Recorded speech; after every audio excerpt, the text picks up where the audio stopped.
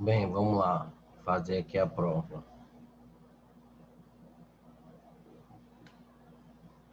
Isso aqui é biologia.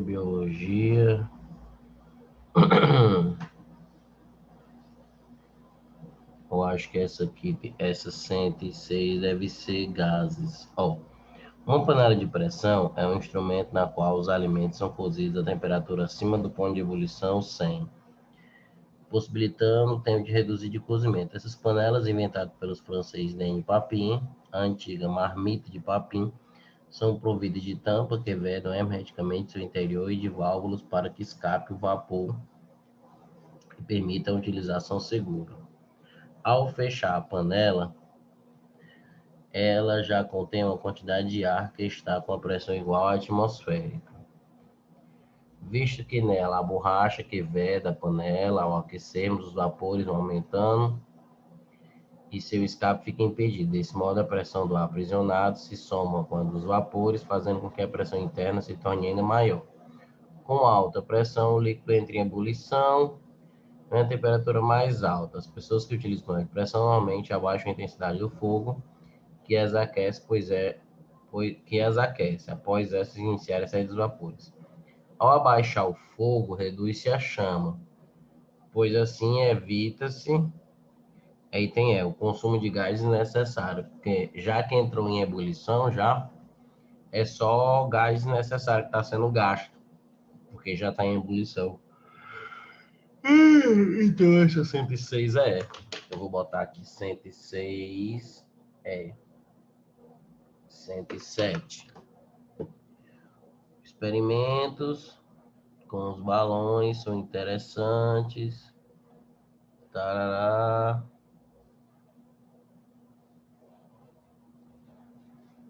Tem C. Ele, quando bota num gás, a temperatura diminui, as moléculas vibram menos, ocupam menos o espaço. Isso aqui é item C, 67. Aí vamos para outra.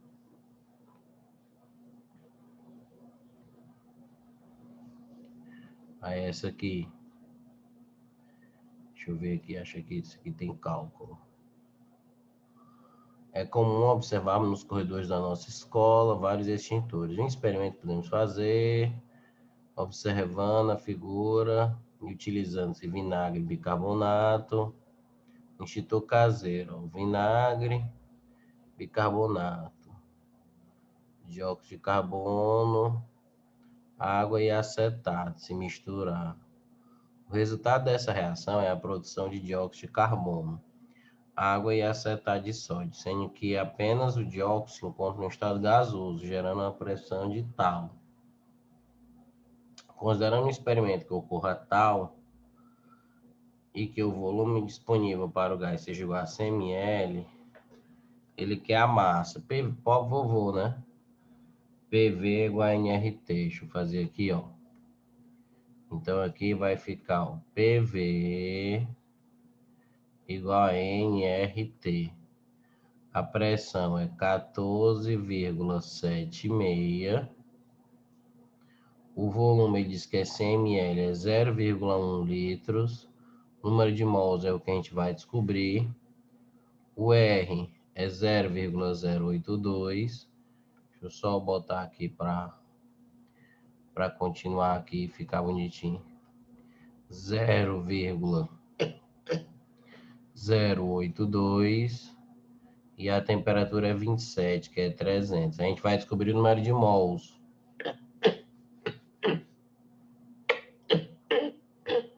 Deixa eu fazer isso aqui na velha calculas. 0,1 vai ficar 1,476. E aqui 0,082 por 300, anda duas casas, 3 vezes, não precisou, 6. 3 vezes 8, 24.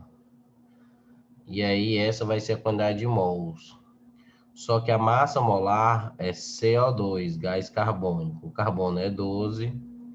2 vezes o O vai ser 16, dá 32. Então fica 44 gramas por mol. Então, se essa aqui é a quantidade de mols, né? Basta multiplicar isso por 44. Então, a gente faz 1 Vamos fazer aqui na calculas. 1,476 dividido por 24,6. Então, isso aqui dá 0,06 mols vezes 44. Então, isso aqui... isso, 0,06 vezes 44. Dá 2,64 gramas, ó, e tem A. Então, essa é a 108. 108A. Beleza. 109. Vamos ver, 109. Mas para que esses textos grandes, macho? É uns bichos de corno. Santos Dumont foi o primeiro a decolar um avião. 23 de outubro e tal. Diante da multidão ocorreu. Esses voos são os primeiros homologados. Para ele mais pesado que o ar, possivelmente uma primeira demonstração pública. Os aviões são máquinas fascinantes, sujeitas a diversos fenômenos que podem ser explicados por princípios físicos e químicos.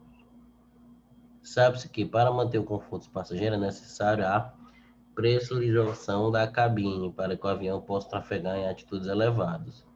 Sobre o assunto acima, é correto afirmar que o avião deve ser pressurizado porque ao atingir altitudes elevadas do voo, há contração do ar no interior da cabine, o que poderia gerar uma explosão. Tá louco? Assumindo mesma massa, a pressão exercida pelo ar sobre as paredes internas do avião a temperatura de 20 será menor do que a pressão a 32. Não, se a temperatura é maior, a pressão é maior.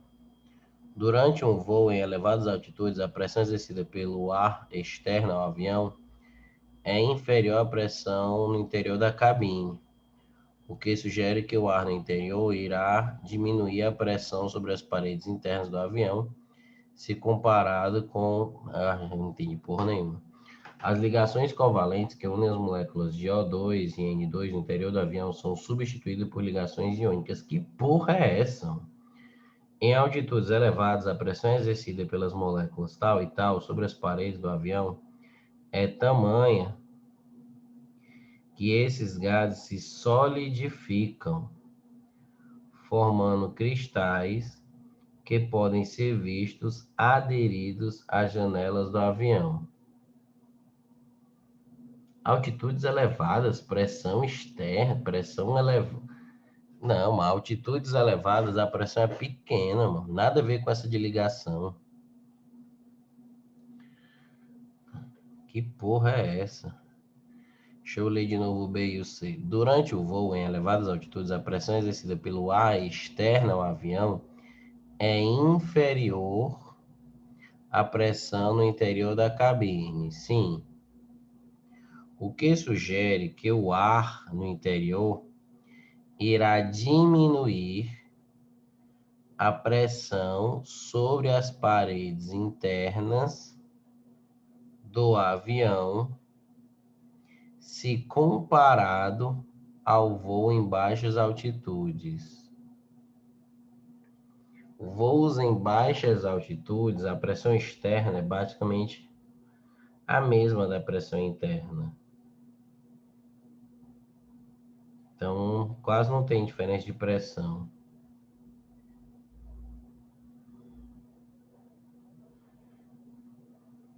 Vamos lá, B. Assumindo a mesma massa, a pressão exercida pelo ar sobre as paredes internas do avião a uma temperatura de 20 será menor do que a pressão exercida. Ou seja, numa temperatura menor, a pressão será menor. E ele diz que é menor. Eu tinha lido o contrário, então essa aqui é B, mano. 109B. 109B. Eu tinha lido que temperatura menor, a pressão era maior. Não, temperatura menor, a pressão exercida vai ser menor mesmo. 110. É abundante na atmosfera, o nitrogênio é um gás inodoro, incolor em ciclo, em seu estado atingido 196, negativo, é utilizado, parará. No cilindro mostrado na figura, cuja capacidade de 4 litros, estão armazenados 10 quilos. Qual o volume aproximado desse gás presente no cilindro que será liberado para a atmosfera nas condições normais de temperatura e pressão? O volume molar, 22,4. Então, ele quer saber qual é o volume. Então, vamos lá. Vamos usar o pó vovô. Pó vovô PV igual a NRT. Deixa eu ver aqui, ó. Deixa eu ver se usando o pó vovô vai dar certo, ó. PV é igual a NRT. Aí, P é a pressão.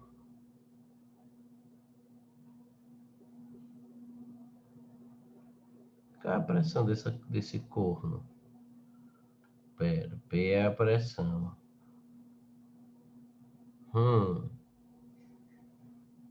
Qual o volume aproximado desse gás no cilindro que será armazenado?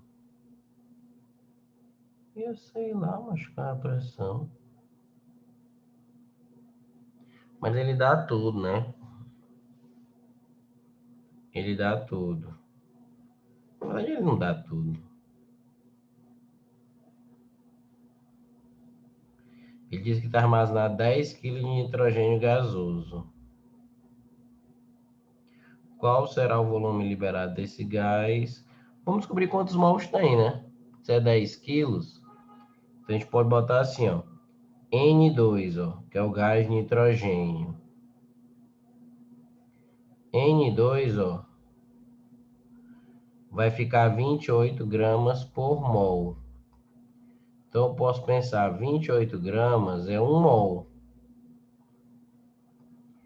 E ele coloca 10 quilos, ou seja, 10 mil gramas vai ser X. Então, X vai ser 10 mil dividido por 28. Essa vai ser a quantidade de mols.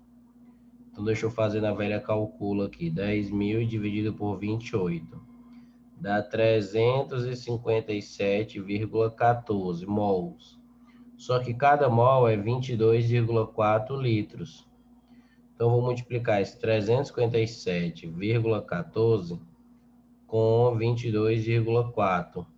Vai dar 7.999, ou seja, basicamente 8.000 litros. Ó.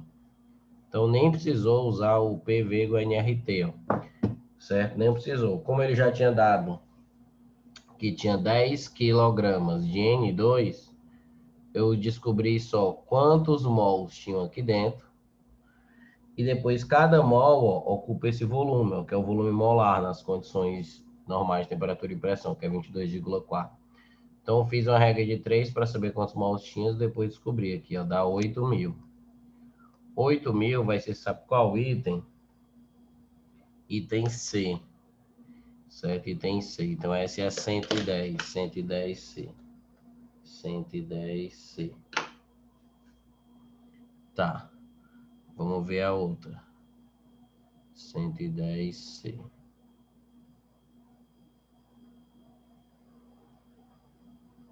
Essa aqui, 111.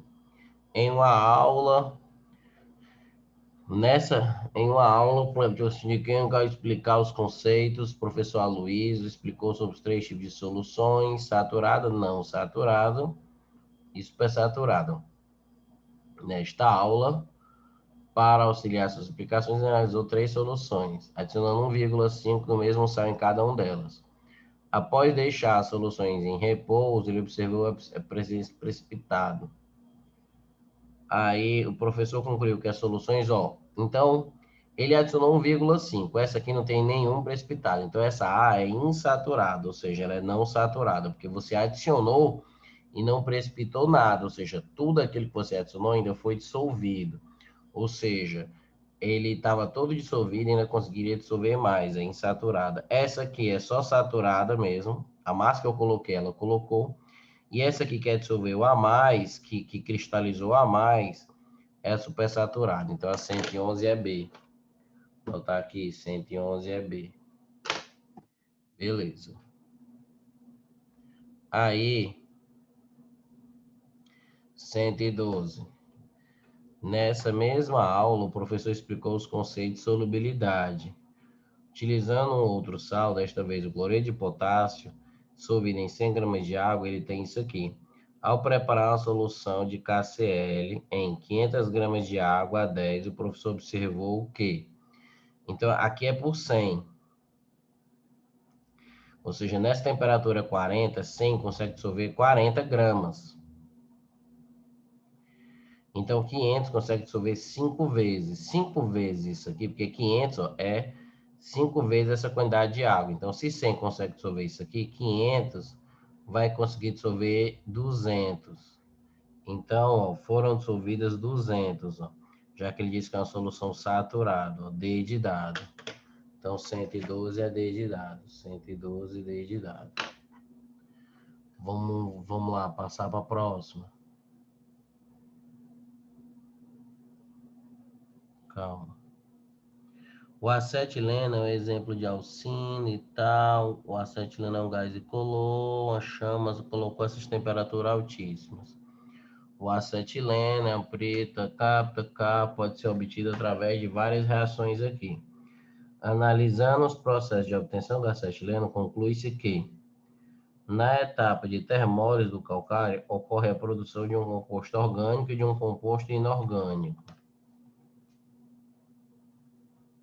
Orgânico e um inorgânico. Basicamente sim, né? O acetileno, que é o etino, representado pela fórmula estrutural tal, é um composto inorgânico, falso.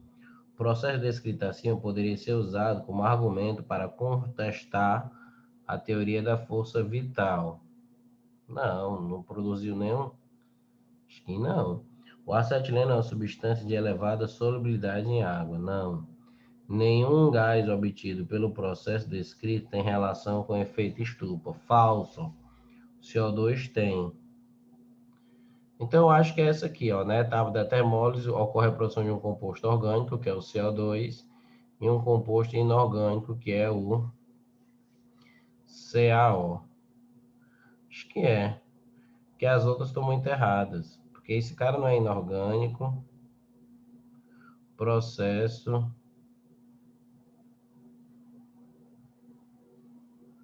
Ó. O acetileno é a matéria-prima na fabricação de solventes industriais de plástico, de borracha sintética e explosivos, na síntese de compostos orgânicos, tais como o ácido acético e o álcool etílico. Ou seja, aqui ele utilizou para produzir esse cara aqui, e aqui ele utilizou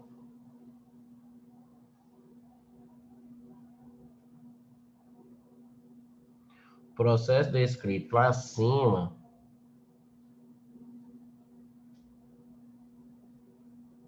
que é esse processo aqui,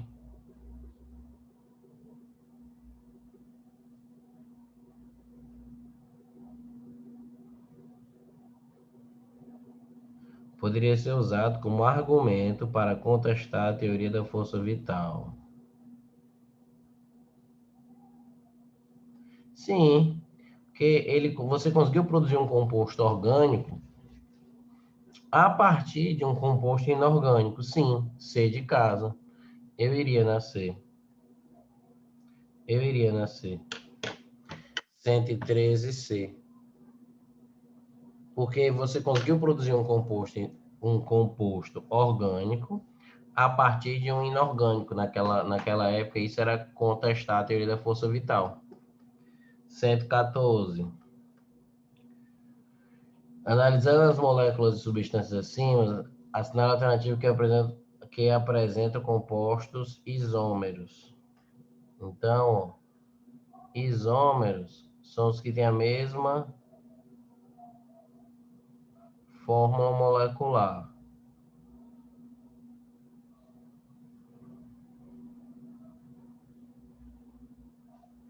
Então, ele quer os que apresentam a mesma fórmula molecular. Vamos contar a quantidade de carbono. 1, 2, 3, 4, 5, 6, 7, 8, 9. 1, 2, 3, 4, 5, 6, 7, 8, 9, 10.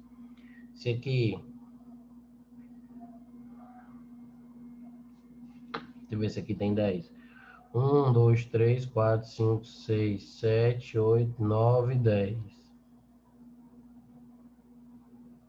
Tem um oxigênio, aqui tem um oxigênio. Os hidrogênios, 1, 2, 3, 4, 5, 6, 7, 8, 9, 10, 11, 12, 13, 14, 15, 16, 17, 18. 1, 2, 3, 4, 5, 6, 7, 8, 9, 10, 11, 12, 13, 14, 15, 16, 17, 18. Ops, bateu não. Aqui tem C, 1, 2, 3, 4, 5, 6, 7, 8, 9, 10. 10 carbonos. Aqui tem C, 1, 2, 3, 4, 5, 6, 7, 8, 9, 10. 10 carbonos. Hidrogênio. Aqui tem 3, 4, 5, 6. Aí aqui tem 7, 8, 9, porque cada carbono tem que fazer 4 ligações, eu estou só completando, 9, 10, 11, esse carbono já faz as 4, 12, 13, 14, 15, 16, 17, 18. Aqui, 1, 2, 3, 4, 5, 6, 1, 2, 3, 1, 2, 3, 4, 5, 6, 7, 8, 9, 10, 11, 12, 13, 14, 15, 16, 17, 18. Olha aí, mano, deu 18. Um O e um O. Então, esses caras, eles são isômeros. Porque ser isômeros é ser os caras que têm a mesma fórmula molecular. Esse aqui não deve ter. Esse aqui tem 2 oxigênios, né? Esse aqui só tem um, então já morreu. Não pode ter a mesma fórmula molecular, já que... Então, é o linaiol aqui e o citronelol. Cadê o citronelol? Aí tem E. Então, esse aqui aí tem A. Então, a 114 é E. 114 é E. Porque para ser isômeros tem que ter a mesma forma molecular, ou seja, a mesma contagem de átomos. Certo? Então, eu contei aí, deu desses dois. Deixa eu ver se tem mais. Tem. Tem essas últimas aqui, calma. Então, vou aumentar aqui o zoom aqui, peraí. A vitamina K, ou antihemorrágica, tal. De acordo com o texto e com a molécula da vitamina K, podemos concluir que o composto apresenta fórmula molecular tal e é solúvel em água. O composto orgânico desse tamanho não é solúvel em água. Ele não é. Compostos orgânicos, compostos muito grandes, não são solúveis em água. Então, denotam um grupo de compostos lipofílicos, ou seja, tem afinidade com lipídios, que são coisas que não são solúveis em água, certo? Tá? Então, esse cara aqui não é solúvel em água. Então, vamos contar a fórmula molecular. 31 ou 32 carbonos. Vamos ver se é 31 ou 32 carbonos. 1, 2, 3, 4, 5, 6, 7, 8, 9, 10, 11, 12, 13, 14, 15, 16, 17, 18, 19, 20, 21, 22, 23, 24, 25, 26, 27, 28, 29, 30, 31. Então, são 31.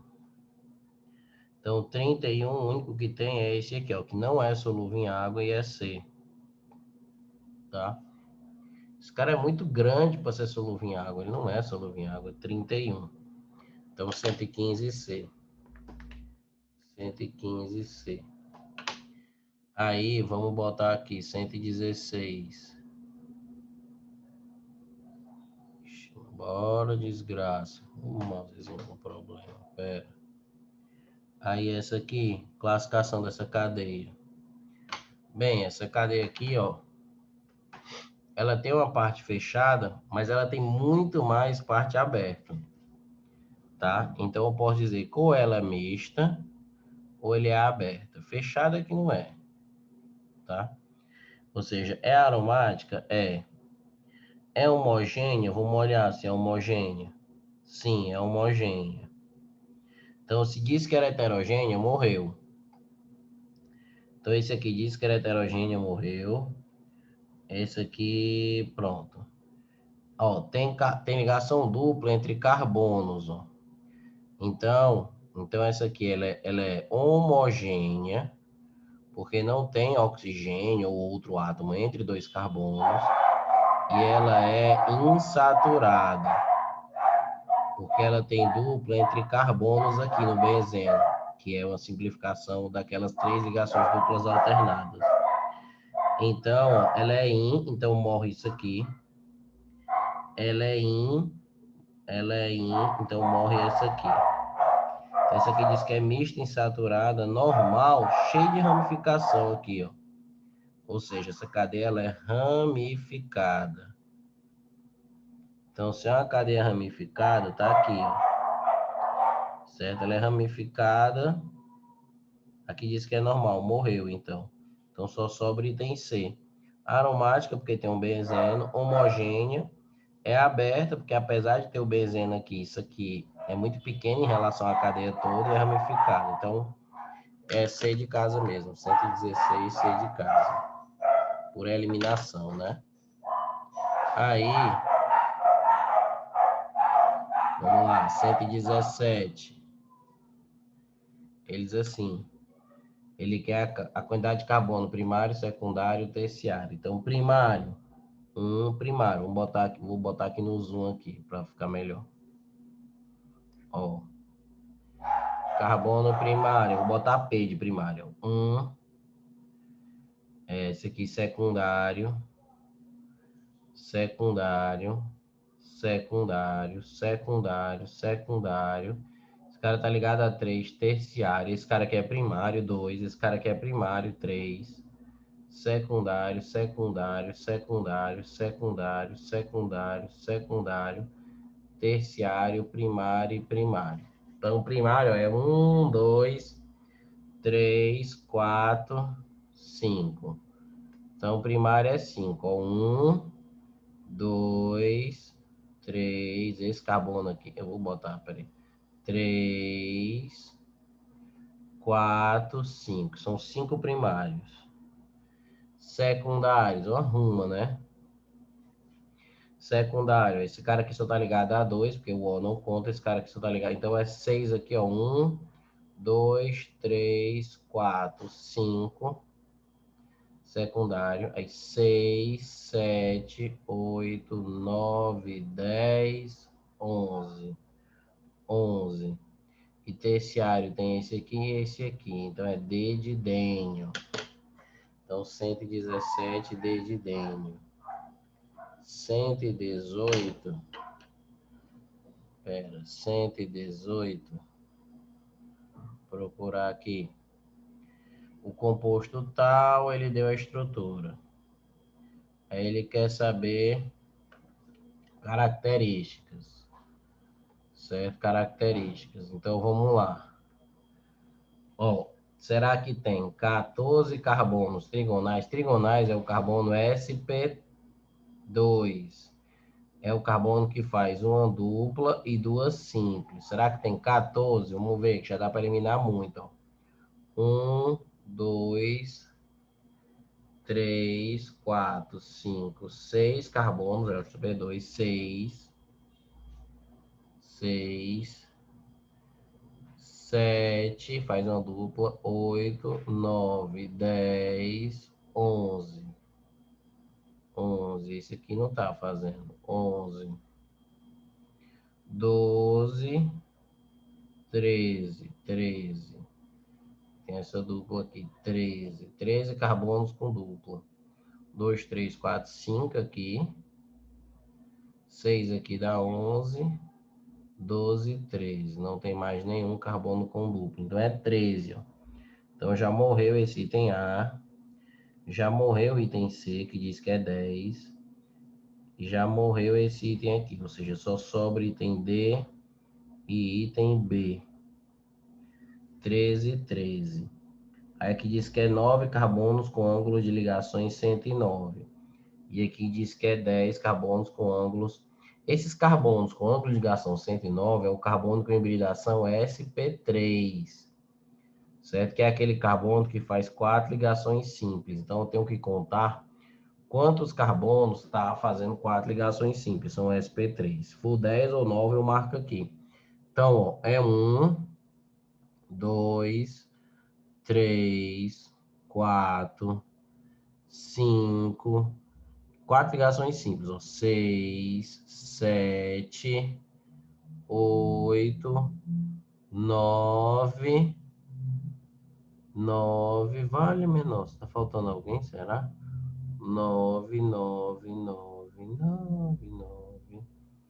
Aqui só tem 9 mesmo, então é 9 carbonos com ângulos, então é D de dado. Não encontro mais nenhum. Não encontro. Todos os carbonos já foram assinalados aqui, ó. 9. Todos os carbonos já foram assinalados, não estou esquecendo nenhum. Então é 9 mesmo, então vai dar D de dado. Então essa 118 é D de Daniel. Certo? Essa 118 ela é D de Daniel. Deixa eu ver se tem mais alguma. Ô, jumento, precisava pagar. Ô, jumento. Não, mas parece que não tem mais nenhuma não. Pera aí. Deixa eu ver aqui se tem mais. Ixi, parece que tem, ó. Ah, é porque tem física também, mas. Beleza. Vamos ver aqui. Ó. Alotropia. Alotropia foi a denominação por tal fenômeno que o mesmo elemento químico podia originar duas ou mais substâncias simples diferentes, de acordo com as formas alotrópicas do carbono, essa alternativa correta. O grafite é a forma mais estável e abundante do carbono, possui capacidade de conduzir corrente elétrica em sua rede condensada, formada por carbonos com hibridação sp3. Acho que não. Os nanotubos são estruturas com propriedades isolantes que são produzidas a partir do grafeno. O grafeno é um supercondutor elétrico com a presença de carbonos com hibridação sp2 e cadeia planar. O diamante é um importante condutor elétrico, pois sua cadeia condensada, formada por carbonos sp2, não. Todas as formas alotrópicas do carbono não conduzem corrente elétrica, pois não apresentam sistema de ligações duplas conjugadas. Eita pau, isso aqui tá errado, viu? Pera, vamos procurar aqui o item. O grafite é a forma mais estável, sim, e abundante, sim. Possui capacidade de conduzir corrente elétrica em sua rede condensada, formada por carbonos com hibridação sp2. Eu acho que... Peraí. Ele é sp2, não é sp3. Grafite é sp2. Grafite é sp2. Pera, vou botar aqui, vou pesquisar na internet. Grafite sp2, carbono. Por que o grafite conduz a corrente elétrica e o diamante não? Então o diamante não conduz, ó. Certo? Ó. O diamante não conduz, ó. Então, na internet aqui, ó, morreu esse cara. E o grafite, ó. O grafite, ó, é sp2, ó, não é sp3, morreu. Certo? Não é, morreu. Morreu. Então, ele diz aqui que todas as formas não conduzem. Não, o grafite conduz. Ó. O diamante é que não conduz. Morreu também. Então, só sobra B e C. Nanotubos, propriedades isolantes, que são produzidos a partir do grafeno. O grafeno é o supercondutor elétrico com a presença de carbonos com hibridação. Pesquisar o diabo do grafeno. Grafeno.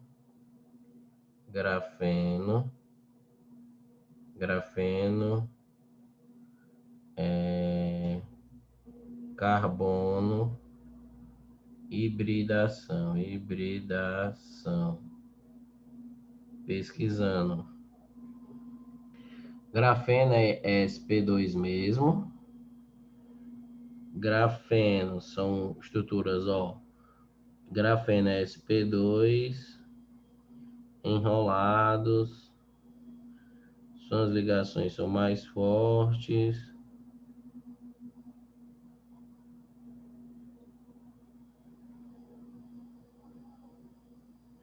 Olha aí, macho, acho que tá certo isso aí.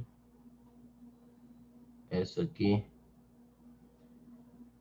grafeno. Cadeia planar, deixa eu ver. Folha planar, tá aqui, ó.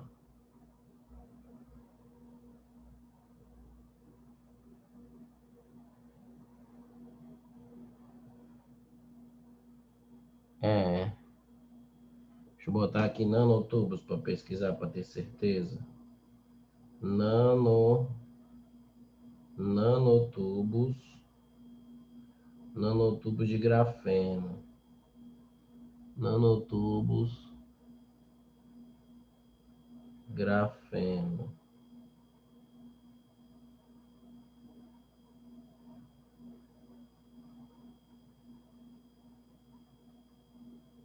Ó.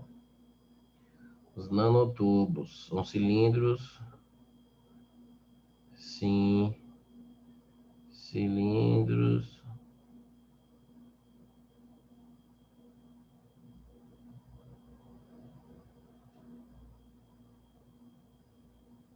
Deixa eu ver aqui.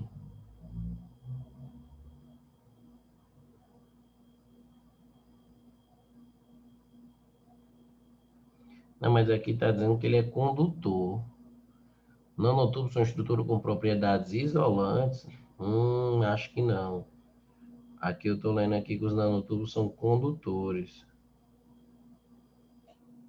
Ele até conduz de forma muito eficiente aqui.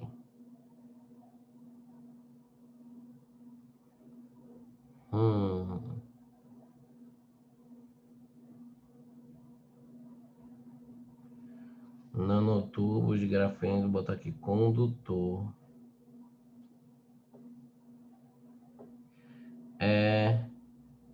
Eu marcaria essa aqui C, porque está dizendo que os nanotubos de grafeno, esses nanotubos de carbono, são bons condutores. Então, essa 119 aqui eu vou na C. Essa 119 aqui eu vou na C. Por causa disso aqui que eu achei aqui na internet aqui. Essa aqui em um experimento com balões esféricos, utilizando as mesmas condições, um professor encheu com determinado gás ideais. Os balões respectivos tamanhos diferentes, que podem ser conferidos pelos seus raios. Mesmo número de mols em cada um. A pressão do gás é menor. Então, vamos lá. Ora, pressão do gás, ó. PV é igual a nRT. Então, a pressão vai ser menor onde o volume for maior. Tá? Onde é que o volume é maior? Quando o raio for maior. Então, é 3, ó. C de casa. A pressão vai ser menor, que é o que ele quer, ó. Ó, ele quer a pressão do gás menor, onde o volume for maior. O volume que o raio tem 3R aqui, ó. 3R, ó. Maior raio. Então, é C de casa, essa 120, ó. 120 C de casa. Certo?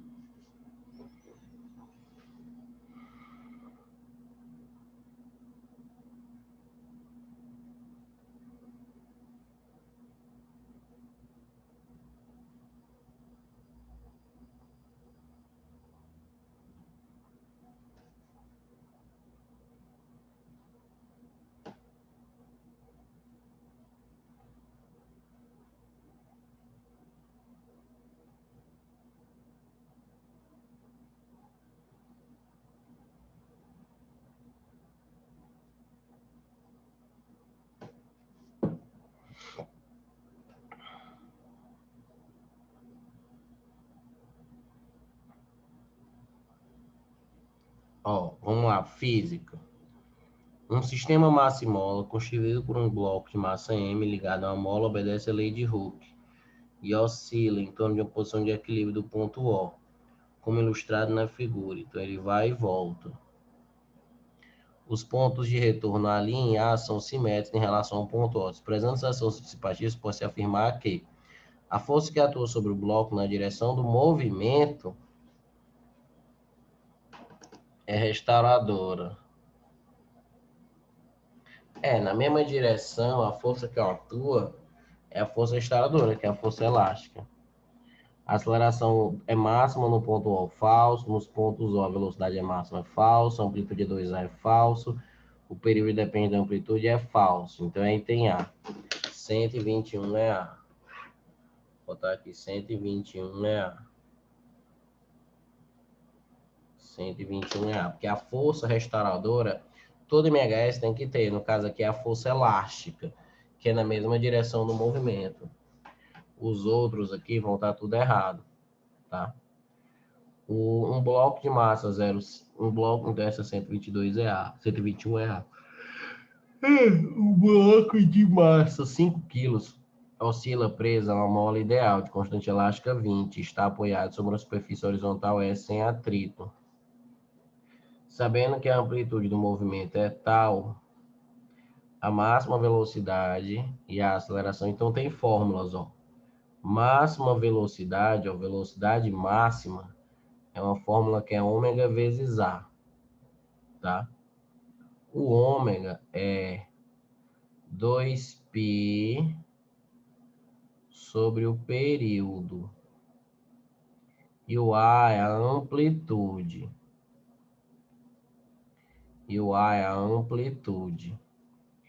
Para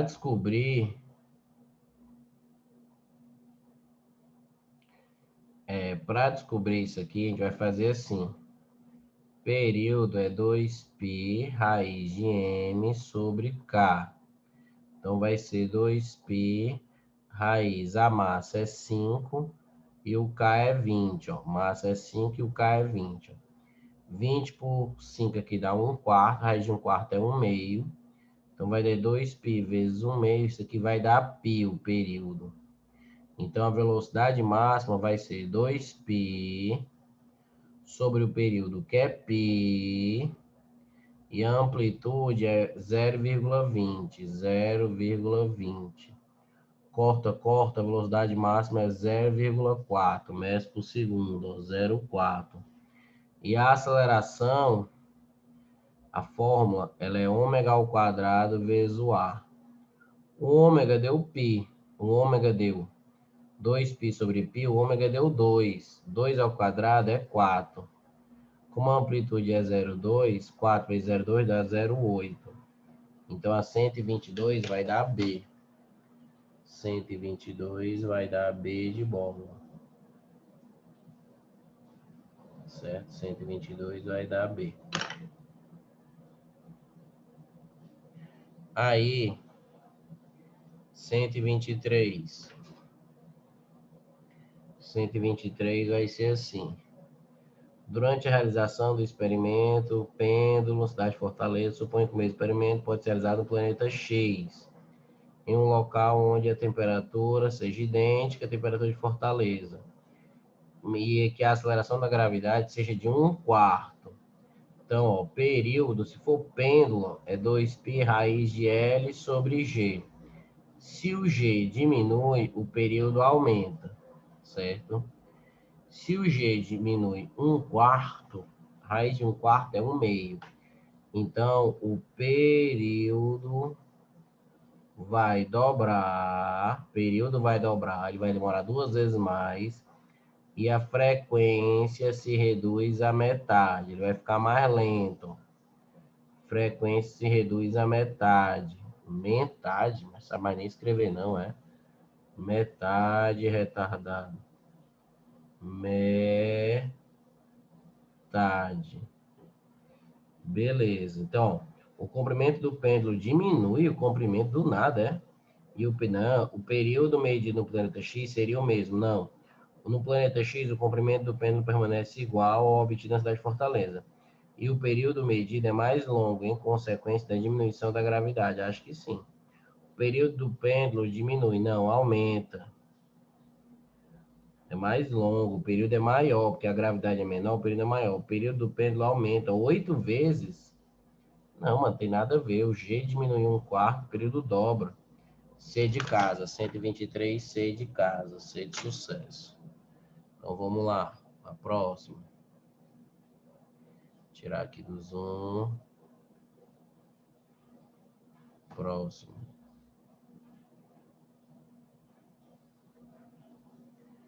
A figura mostra 3 bichos. Período só depende do comprimento. Certo? Então as massas não dependem. Então o A e o B vão ter o mesmo período. O período dos três são iguais. O do pêndulo B é maior, né? O período vai ser maior? Vai, porque o comprimento do fio é maior. Então, se o comprimento é maior o período. O do pêndulo B é maior que os do pêndulo A e C. Sim, ó. O período do B e A é igual, não. B e C é igual, não. O período do B é menor, não. Então, esse aqui vai ser item B de bola. O período do pêndulo do B, como tem um comprimento maior, como L é maior, o período é maior. Então, é B de bola. 124, B de bola. 125. 125. A figura mostra experiência e tal. A luz da lanterna é vista, mas o som do despertador não é ouvido, porque o som não se propaga no vácuo, a luz sim, certo? Com relação a essas ondas... Tá, deu um pau. Pronto, deu um pau aqui na internet, mas tudo bem. Então, o som é onda mecânica, longitudinal e tridimensional. E a luz como onda eletromagnética, transversal e tridimensional. Então, tem A, né? E tem A, mecânica, longitudinal, o som, e tridimensional, e a luz também. Mecânica, transversal e tridimensional. Então, aí tem A. Essa aqui é a 125, 125A.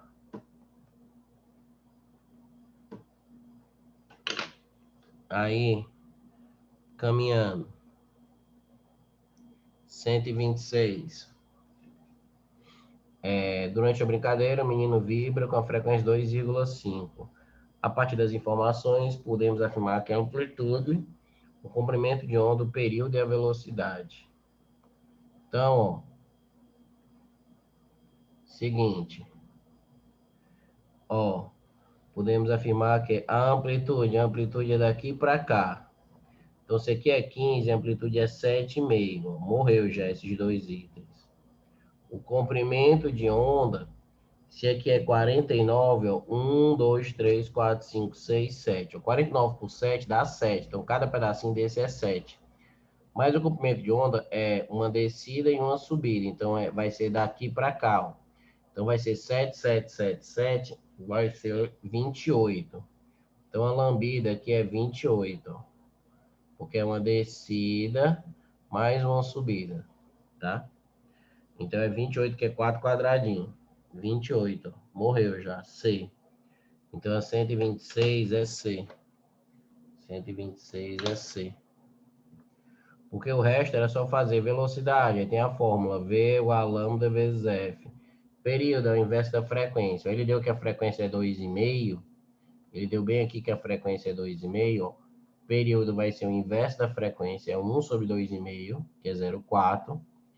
E a velocidade é V igual a lambda F, tá? Que é o comprimento de onda vezes a frequência. Então também era só fazer isso. Tá. 127. Na figura ambiente horizontal, podemos afirmar que o comprimento de onda e a frequência de oscilação da onda, a frequência e o período de oscilação da rolha valem 1. Então,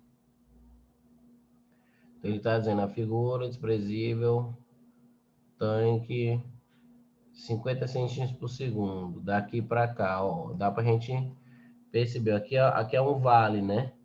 Então, ó, daqui aqui ele sobe, meia onda, ele desce, meia onda, sobe de novo. Então, meia, meia, meia. Ó, meia, meia, tem 3 meia aqui, ó. Então, 60 dividido por 3 vai dar 20. Ou seja, 20 é cada pedacinho desse. Com uma subida e uma descida aqui, ó, até começar a se repetir, vai ser 40 a lambida. Então, a lambida é 40 centímetros. Então, ó, o comprimento de onda é 40, morreu esse item, morreu.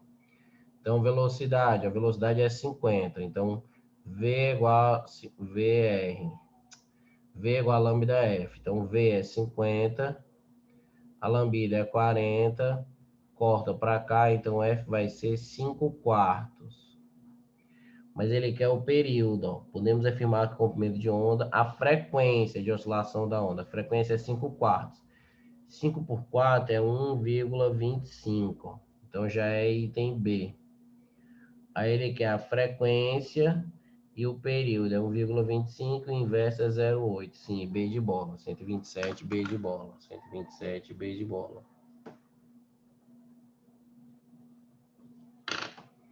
Vamos lá, vamos caminhando. 127, B de bola.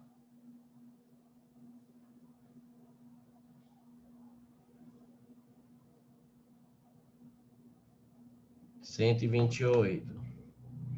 Em uma cuba,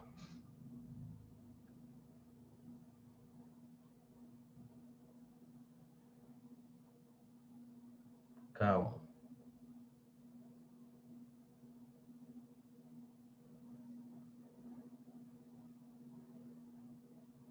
Em uma cuba,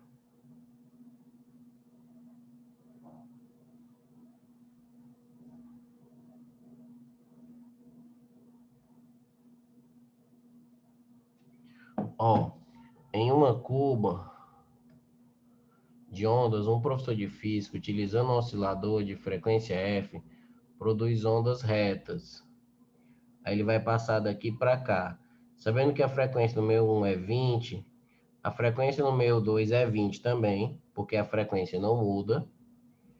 E ele diz a velocidade da onda no meio 1, velocidade da onda no meio 1, a velocidade da onda no meio 1 é a lambda 1 vezes a frequência 1. Velocidade da onda no meio 1 vai ser a lambda 1 é 8 e a frequência 1 é 20. 8 vezes 20 dá 100, 8 vezes 2, 16, 160. 160. Então vai ser D de dado, 128 D de dado. 128 D de dado. Certo? 128 D de dado. Aí a próxima. 129. Temperatura solicitada seria 41 graus. Considerando que no Brasil a temperatura é medida em graus Celsius com instantes em Fahrenheit, qual a temperatura que o turista deparou ao chegar?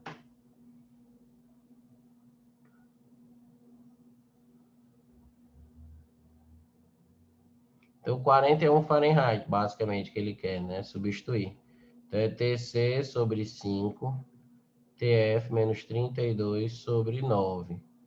Então, TC sobre 5. Aí, aqui ele quer que você substitua por 41. 41 menos 32 vai dar 9. 41 menos 32 dá 9. 9 por 9 vai dar 1, então o TC é 5. Então vai ser 5 graus Celsius, C de casa. 129 C de casa. 129 C de casa. Aí, 130. 130. Durante uma aula de dilatometria... Peraí.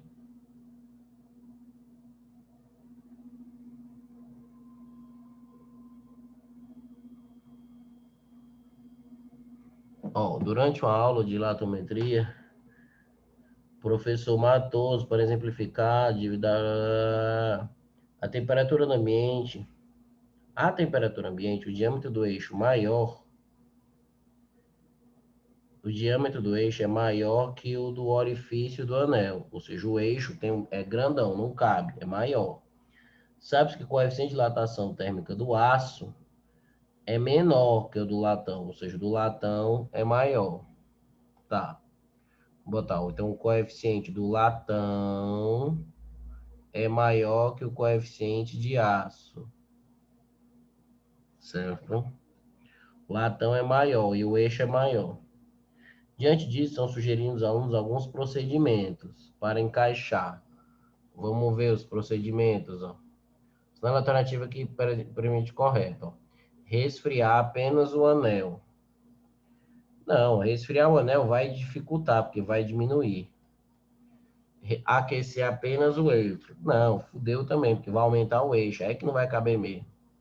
Resfriar o eixo e o anel. Se você resfriar os dois vão diminuir de tamanho. Só que o latão diminui mais. Ele tem um coeficiente maior. Calma. Aquecer o eixo e resfriar o anel. Sim, ó. Peraí. Aquecer o eixo, tá doido, né? É o contrário, mano. Resfriar o eixo e aquecer o anel. Sim, ó. Resfriar o eixo e aquecer o anel. Ó. Sim. Item E. Então, 130, item E. Você vai resfriar o eixo, ou seja, você vai diminuir o tamanho do eixo e aquecer o anel que aumenta aqui porque vai poder encaixar, certo? Basicamente isso. A próxima. 131 é a lâmina bimetálica. O professor executa as ações. Ó, com base na informação que o coeficiente de dilatação térmica linear do latão é maior. Então, o latão é maior. Quando aquecidas, ó, aquecida é a da esquerda. Aquecida, como o latão é maior, tem que ser uma curva em que o latão fique para fora da curva. Ele vai ficar por cima desse aqui, ó. É assim, tá? É assim. E quando resfriada é o contrário. Porque quando resfriada é o aço que vai ficar com um comprimento maior, já que o latão, como tem coeficiente maior, ele vai se contrair mais. Então vai ser item C, 131C. 132. Vamos ver aqui que essa aqui parece que é de conta. 132. Pra que esse vermelhão? Pra que, mano? Vou botar pretão aqui pra fazer com... Pra ficar bem bonitinho. Olha aí. Pera aí. Ó. Então vamos lá aqui. Então ela diz assim, ó. Um agricultor comprou um rolo de aço para construir uma cerca de perímetro. Ele utiliza 4.000 de fio para a confecção. Sabe-se que a variação na temperatura é de 20. Qual a dilatação linear sofrida pelo fio com essa variação? Então é só aplicar a fórmula. Ele quer a dilatação. Então a dilatação é o ΔL. É o L0 alfa delta teta. Variação de temperatura. Então ele quer a dilatação, que é a variação no comprimento. São 4.000 metros de fio.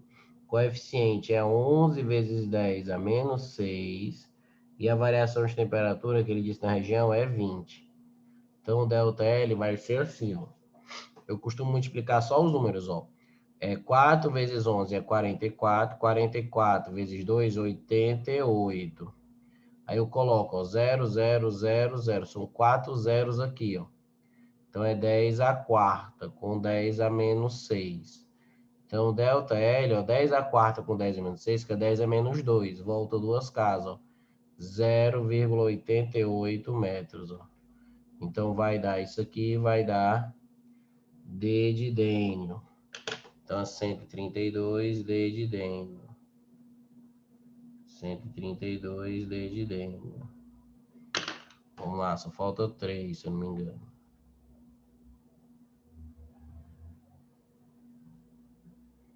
Ó, tirar aqui. Pronto, só falta essas 3 aqui. Ó.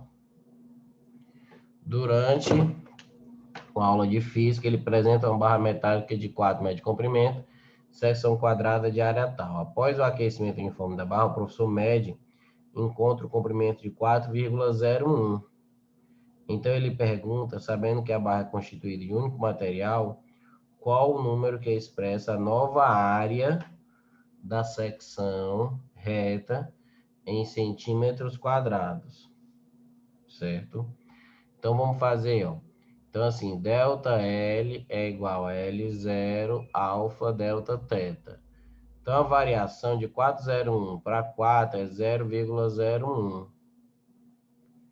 O comprimento inicial é 4 metros. O alfa é alfa.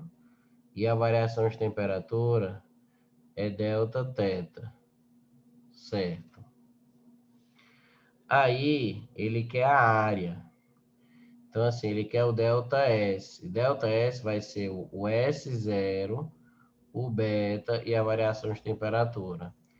ΔS não, vamos chamar de ΔA, porque meu S é tão feio, vou chamar de ΔA. Então, a variação da área vai ser a área inicial, o beta e a variação de temperatura. Então, a variação da área vai ser, qual a área inicial? 16, certo? 16. Qual é o beta? O beta é 2 vezes o alfa. E a variação de temperatura é variação. Aí, o que é que eu percebo? Alfa vezes delta teta. Alfa vezes o delta teta aqui, ó. Posso passar o quadro dividindo. Então, o delta A vai ser 16 vezes 2. E esse alfa vezes o delta teta, ó, ele é 0,01 por 4. Então, ó, eu corto, ó, 16 por 4 dá 4. 4 vezes 2 vai ser 8. 8 vezes 0,1 vai ficar 0,08, delta A. Então, o delta A vai ser isso, 0,08. Como a área inicial era 16, ele quer a área final. É a área inicial mais o delta A. A área inicial é 16, a variação é 0,08. Então, isso aqui vai ficar 16,08. Vai dar B de bola. Ou 0,8 feio. Então, a 133, a B de bola. 134. 134. Um becker está cheio de determinado líquido. Ao ser colocado em uma estufa com temperatura desconhecida, esse líquido sofre uma dilatação térmica correspondente a 3% do seu volume inicial. O becker ficará completamente cheio, sem que tenha havido transbordamento do líquido. Está quase cheio. Ah, tá. Desconsiderando a dilatação térmica do becker, ele quer que desconsidere e a vaporização do líquido, e sabendo que o coeficiente de dilatação volumétrica do líquido é igual a tal, a maior variação de temperatura que o líquido pode sofrer, sem que haja transbordamento, é igual a... Então, vamos lá. Delta V é igual a V0, esse gama é muito feio que eu faço, gama, é um gama bem feio aqui, vezes a variação de temperatura. Então, esse líquido sofre uma dilatação térmica correspondente a 3% do seu volume inicial e ficará completamente cheio. Então, o ΔV que ele pode sofrer é 3%. Então, você vai colocar aqui, ó, 3%. O que é 3%? É 3 sobre 100 do V0. Esse ΔV. Aí o V0, o gama ele colocou 6 vezes 10 a menos 4 e ele quer saber a variação, só isso. Ó. Ele quer saber qual é o variação de temperatura para sofrer essa variação aqui. Ó. Ele vai desprezar o do Becker também, a dilatação do Becker, então é assim mesmo. Então, a variação de temperatura vai ser... Eu posso simplificar aqui, ó. Esse 6 ele vai para lá dividindo, ó. Né? Esse 6 é para lá, então vai ficar 600. E o 10 a menos 4, quando ele for para lá, vai ficar 10 a quarto, ó. Então é 4 zeros, ó. Então é 1, 2, 300 por 6 dá 50, ó. Então é só fazer os cálculos aqui, a variação vai ser 50, tá? Eu podia simplificar aqui o 3 com 6 dá 2, e aí o 2 vai ficar aqui 200, aí vai ficar 10.000 por 200, sei lá. Dá a mesma merda aqui, 50, tá? B de bola, 134, B de bola. Aí vamos para a última. 134, B de bola. Vou botar aqui 134, B de bola. 135. Adquirir materiais, Matoso, escalas. Essa questão, eu já vi essa questão, ela é da FUVEST, eu acho. Ó, para verificar as escalas, o professor monta o experimento, ele só trocou o texto. Consiste em comparar termômetro graduado na escala Celsius que já possuíam com outros dois, graduado na escala arbitrária A e B. Para tanto, coloca os 3 termômetros em uma vasilha contendo água e gelo, ponto de fusão, nível do mar, em equilíbrio térmico. Em seguida, ainda no nível do mar, coloca outra vasilha contendo ebulição. Beleza. Para uma outra situação, na qual o termômetro graduado na escala B indica 0B, o termômetro graduado na escala A e o Celsius, ou seja, ele quer que você encontre fórmulas de conversão, tá? Então, vamos botar aqui, ó. Então, vamos botar aqui primeiro, ó, o termômetro A com Celsius, certo? Na figura 1, ele fala que é a fusão. E na figura 2, ele fala que é ebulição. Então, significa, ó, 0 graus Celsius no termômetro A é 10. E 100 graus Celsius, 100 graus Celsius, que é isso aqui, ó, equivale a 80. Certo? Beleza. Mas por que eu estou fazendo um A com... Por que eu estou fazendo o A com Celsius? Eu só vou botar aqui lado a lado, mas eu fui meio mongol aqui, tudo bem. Agora eu vou fazer aqui, ó, B com Celsius. Então a fusão, que é 0 graus Celsius, o do B é menos 10, menos 10B. E a ebulição, que é 100, a ebulição aqui é 90. Então, se o B é 0, que é o que ele quer, ó, se o B é 0, pronto, ó, vou fazer essa última aqui. Tinha dado problema. O computador reiniciou no meio da última resolução. Então, assim, ó, pegar aqui a comparação. Então, vou fazer aqui, ó, do B e do Celsius. Então, ó, o B é menos 10,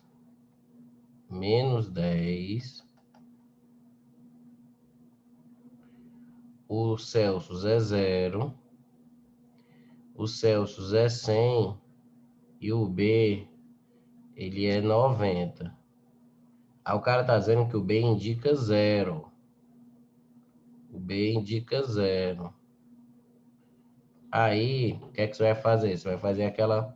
Você quer saber quanto é que indica Celsius, ó. Então, você vai fazer aquela proporçãozinha, ó. Então, C menos 0, que é C. 100 menos 0 é 100.